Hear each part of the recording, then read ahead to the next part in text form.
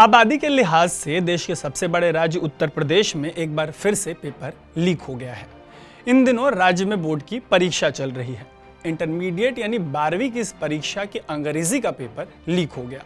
हालांकि बोर्ड ने दोपहर 2 बजे से होने वाली परीक्षा को 24 जिलों में रद्द कर दिया है। कारण बताया गया पेपर लीक।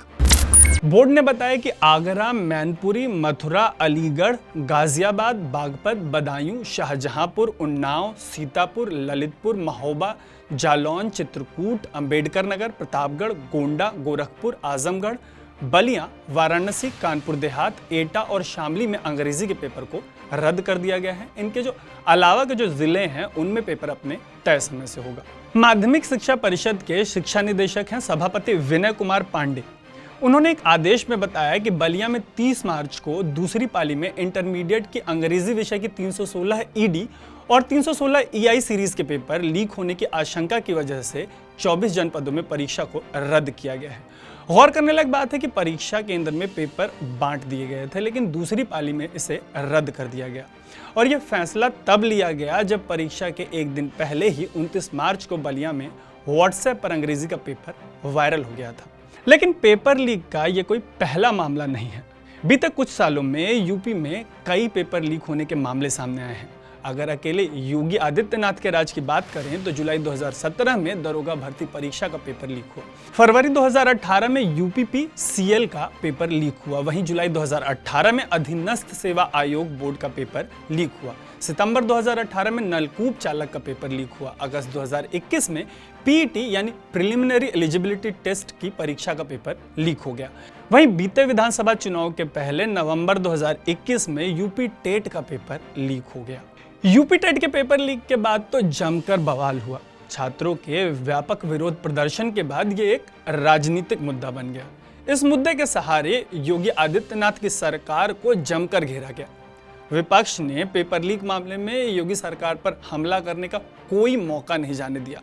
यूपी टेट मामले में जिन्हें पेपर छापने का काम मिला था, उनका तो बीजेपी के एक एमएलए से कनेक्शन भी निकल गया। तो जाहिर सी बात है कि विपक्ष के लिए तो ये आग में घी के जैसा था। हालांकि जिस तरीके से महंगाई, बेरोजगारी, किसानों की समस्या, कोविड जैसे कई मुद्दे यूपी चुनाव में नहीं चले, वैसे ही ये जो पेपर लीक का पूरा मुद्दा है वो मुंह के बल गिर गया। और जैसे तेल की कीमतें चुनाव के बाद एक बार फिर से आसमान छूने लग गई हैं, वैसे ही एक बार फिर से पेपर लीक हो गया। हालांकि सरकार का कहना है कि जो इसमें शामिल हैं उन पर एनएसए यानी नेशनल सिक्योरिटी एक्ट लगाया जाएगा। लेकिन सवाल तो फिर भी रह ही जाएगा कि क्या एनएसए लगाने से यूपी में जो ये सिलसिलेवार तरीके से पेपर लीक हो रहे हैं उन पर किसी तरीके की कोई लगाम लग पाएगी। क्योंकि पेपर लीक करने वालों की अगर मॉडस ऑपरेंडी देखें तो पता चलता है कि जितने पेपर लीक हुए हैं वो सभी व्हाट्सएप के जरिए वायरल करके लोगों के पास पहुंचाए गए। लेकिन इनके लीक होने की शुरुआत होती है उस प्रेस से जहां ये पेपर छपते हैं। और रही बात योगी सरकार में पेपर लीक की, तो ऐसा नहीं है कि सिर्फ इसी सरकार में पेपर लीक हुए हों। अभी सपा के मुखिया और यूपी में विपक्ष के नेता अखिलेश यादव पेपर लीक पर सवाल उठा रहे हैं। लेकिन वो जब 2012 से 2017 तक राज्य के सीएम थे तो उनके जमाने में भी कम से कम 5 बड़े पेपर लीक्स का मामला सामने आया है। 2014 में अखिलेश के कार्यकाल में जून महीने में यूपी के गाजियाबाद से सीपीएमटी का पेपर लीक हो गया था। मार्च 2015 में यूपी पीएससी का प्री का पेपर लीक हुआ था। अप्रैल 2016 में सेना के ट्रेड्समैन भर्ती का पेपर लीक हुआ था। वहीं मई 2016 में पॉलिटेक्निक के प्रथम वर्ष की परीक्षा में अप्लाइड फिजिक्स का पेपर लीक हुआ था। जुलाई 2016 में यूपी ट्रिपल एससी का पेपर लीक होने के बाद परीक्षा को रद्द करना पड़ा था। और सीएम के तौर पे मायावती का 2007 से 2012 का कार्यकाल भी पेपर लीक से अछूता नहीं रहा। मायावती के राज में दिसंबर 2008 में लखनऊ में रेलवे भर्ती का पेपर लीक हुआ।